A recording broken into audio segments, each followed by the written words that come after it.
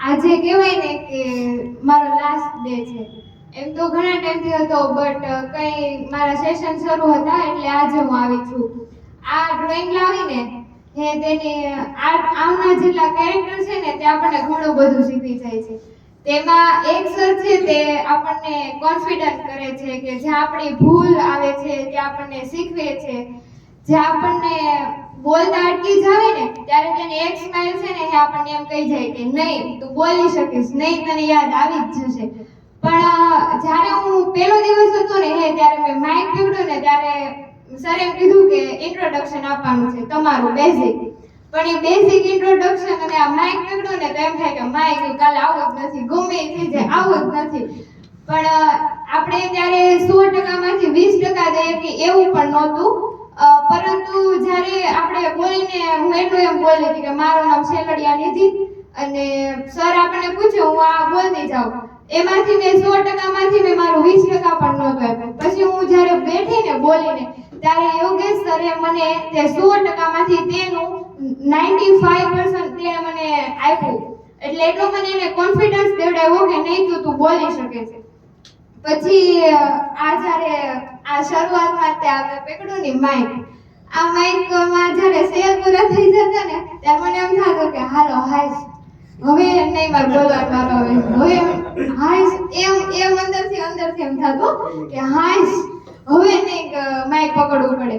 પછી થોડાક દિવસ ગયા પછી મને હરખું ફાવી ગયું. પછી ક્યારેક છે ને મારો ત્રીજો વારો હોય ને તો આગલા બેને તો આવ્યું કે આગલા બે બોલે ત્યારે તો સેલ હોય એટલે આમાં એક્શન હોય. પછી હું બોલું તો સેલ પૂરા થવા આવે એટલે અંદરથી એમ થાય કારણ કે હું પેલા બેમાં બોલી ગયું ને તો સારું હતું, સેલ તો હોત તો બોલી શકત.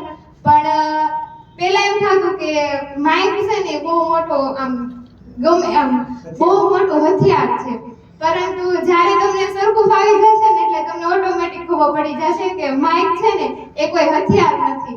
પછી આ ડ્રોઈંગમાં આગળ આપણે કહીએ તો એમ પણ શીખવાડે છે કે આ માઇક કંટ્રોલ કરતા હું જ્યારે આવી ત્યારે યોગેશ સર એક જ કરતા કે એને ખબર પડતી કે માઇક કેમ કંટ્રોલ કરે. પરંતુ આજે હું એટલું કોન્ફિડન્સથી કહું છું કે માઇક કંટ્રોલ કરતા એને આપણને શીખવાડ્યું છે અને આ માઇક કંટ્રોલથી તે આપણને એક કહેવાય ને કે અલગ ઓળખ મળી છે. આ ઓળખ પરથી મને એક વાત યાદ આવી કે જ્યારે મારે કોલેજનો ફર્સ્ટ ડે હતો ને ત્યારે એ સરે અમને એમ કીધું કે તમારે ઇન્ટ્રોડક્શન આપવાનું છે અને બિઝનેસ કોમ્યુનિકેશનનો લેક્ચર હતો. એટલે આપણે તેમાં સ્ટેજ પર જઈને જ બોલવાનું, આપણે જે બોલવું હોય ને તો તેમાં ઇન્ટ્રોડક્શનમાં એમ ખાલી બેઝિક જ આપવાનું. જેવો પહેલા દિવસે મેં સર પાસે માગ્યું ને સરે મને કીધું ને એવું તો 5 મિનિટ સરે વિચારો આપી, પણ 5 મિનિટ મારા માટે બહુ મોટી હતી. 1 મિનિટમાં જ મેં એવું વિચારી લીધું કે હું આવું બોલીશ આવું બોલીશ આવું બોલીશ. પરંતુ અમુકની 5 મિનિટ છે ને એને એમ થતું હજી મને 5 આપે તો હા સારું, હજી મને 5 આપે તો સારું. પછી સરે અમે કેટલા 80 જેટલા સ્ટુડન્ટ હતા ક્લાસમાં, તો સરે એમ કીધું કે કોણ પહેલા આવશે એમ. તો 80 માંથી એક કોઈ હાથ ઊંચો ન કર્યો, મેં એકલી હાથ ઊંચો કર્યો. તો સર એમ કહે કે આટલું બધું કોન્ફિડન્સ છે. મેં કીધું હા. એ તું બોલી શકીશ? મેં કીધું હા. પછી ઈ સરે હું બોલી ને ઈ પેલા સરે અમને એમ કીધું હતું ને કે ઇન્ટ્રોડક્શન આપવાનું છે, તે પેલા સરે અમને એમ કીધું હતું. ત્યારે મને આ વાત નહોતી સમજાણી. એને એમ કીધું હતું કે આપણી લાઈફમાં દરેક ને દરેક ક્યાંક ને ક્યાંક આપણને ચાન્સ મળે છે. અમીર હોય ને ગરીબ હોય ને તો તેને અમીર બનવાનો ચાન્સ મળે છે, જે ફેલ થાય ને એને પાસ થવાનો ચાન્સ મળે છે. એમ દરેકના જીવનમાં કંઈક ને કંઈક ચાન્સ મળે છે. પરંતુ તે આપણને જ્યારે ચાન્સ મળે ત્યારે આપણે તેનો ભરપૂર ફાયદો ઉઠાવવો જોઈએ. તો પછી સરે હું આગળ આવીને હું મારું ઇન્ટ્રોડક્શન આપીને ઊભી હતી. તો સર કહે કે હમણાં મેં એક્ઝામ્પલ આપ્યું ને એનું લાઈવ એક્ઝામ્પલ આ એક છે. કારણ કે મેં અહીંયા 80 બેઠા હતા, 80 ને મેં એમ ચાન્સ આપ્યો કે કોણ પહેલા આવશે એમ. પરંતુ આ એક જ પહેલા આવી એટલે આ લાઈવ એક્ઝામ્પલ છે મારું. હું 80 ને નહોતી ઓળખતી, પરંતુ 80 સ્ટુડન્ટ મને ઓળખે. આજે મારે કોઈ નોટ્સ મારી પાસેથી કોઈને લેવાની હોય ને તો મને શું કહે મારું નામ નિધિ, એ બધાને ખબર પડી. પછી હવે કોઈ મારે નોટ્સ લઈને અમુકને નો યાદ હોય કેમ કે ઓલી પબ્લિક સ્પીકિંગ વાળી છે ને એને પૂછો, પબ્લિક સ્પીકિંગ વાળી છે ને એને પૂછો. એમાં હોબી પણ બોલવાની હતી. એટલે મેં કીધું કે મને પબ્લિક સ્પીકિંગ અને ડ્રોઈંગમાં ઇન્ટરેસ્ટ છે. એટલે હજી કોઈ અમારા બીબીએ ના કોઈ પણ સર ટીચર આવે ને તો એમ કે ઓલી પબ્લિક સ્પીકિંગ વાળી હતી ને એને ગોતો. પછી બિઝનેસ કોમ્યુનિકેશનનો જ્યારે સેશન આવે ને એટલે એમાં મને લેક્ચર બહુ ફેવરેટ મારો એક. કેમ? કારણ કે આપણે સ્ટેજ ઉપર જ એમાં બોલવાનું હોય, કેમ કે કોમ્યુનિકેશન કરવાની એટલે આપણે દરેકની સામે બોલવાનું હોય. અને મારે અંતે એટલું જ કહેવું છે કે યોગેશ સરે મારી પબ્લિક સ્પીકિંગની જર્નીને કહેવાય ને કે દોરા, આપણે કોઈ વસ્તુ સીવતા હોય ને એ દોરા સાથે સાથે આગળ વધારી. એટલે કે મને જ્યારે બોલતા નહોતું આવડતું ને તો પણ એને મને ખૂબ સપોર્ટ કર્યો. જ્યારે હું પહેલા છે બોલતી તો આમ કરી બોલતી હો. એટલે સરે મને એમ પણ શીખવાડ્યું કે આપણે બોલીએ તો હાથના એક્સપ્રેશન, પછી આઈ કોન્ટેક્ટ, એવી રીતે અને સરનું કહેવાય ને કે ફ્રેન્ડલી નેચર, પછી એની એક સ્માઇલ. આપણને ન આવડતું હોય ને કોઈ દી આપણે ભલે સારું ન બોલીએ પણ કોઈ દી સરે અંદરથી આપણને એવું નથી થવા દીધું કે સરને મારું નથી ગયું. ભલે આપણે 10% આપીએ તો સર તેનું 100% તો આપે જ છે. પછી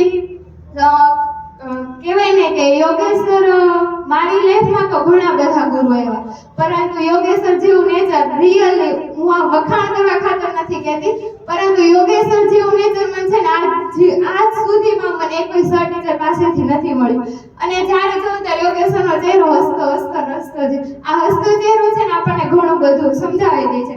અને આ ડ્રોઈંગ આપ્યું ને એનું ખાસ રીઝન શું હતું કે આ સાઈડ વાળા બેઠા હોય ને એને આ એક દેખાતું કે પોઝિટિવ થિંક આવતો. હું અહીં પહેલા દિવસે આવી એટલે આમ ડ્રોઈંગનો છે ને આમ ગમે એમાં રસ હોય ને કંઈક ને કંઈક આમ ગમે ડ્રોઈંગ નહીં ગમે એ વસ્તુમાં આપણને ઇન્ટરેસ્ટ હોય તો એના વિશે આપણને કંઈક ને કંઈક કરવાનું મન થાય. પછી હું આ લાઈનમાં બેસું ને તો મને આ સાઈડ કાંઈ ન દેખાય. આ સાઈડ બેહું તો આ એક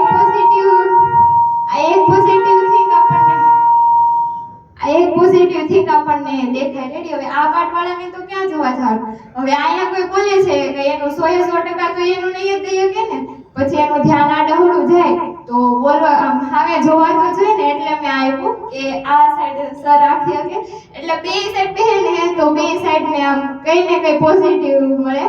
અને અંતે તો હું એટલું જ કહેવા માંગીશ કે આ પબ્લિક સ્પીકિંગનો કોર્સ એ કોઈ ક્લાસ કે કોર્સ નથી, પરંતુ પબ્લિક સ્પીકિંગ એ એક પાક છે. એ પાકમાં ઉડવા માટે આપણે પવન જોઈએ છે, તો એ પવન મને યોગેશ સરે આપ્યો છે. અને ચાલો પવન તો મળી ગયો, પણ પવનમાં મારે પાક પણ મળી ગઈ, પણ એ બંનેને ભેગા કરીને ઉડવા માટે મારે વિશ્વાસ તો જોશે ને, એ મને યોગેશ સરે આપ્યો છે. Thank you so much.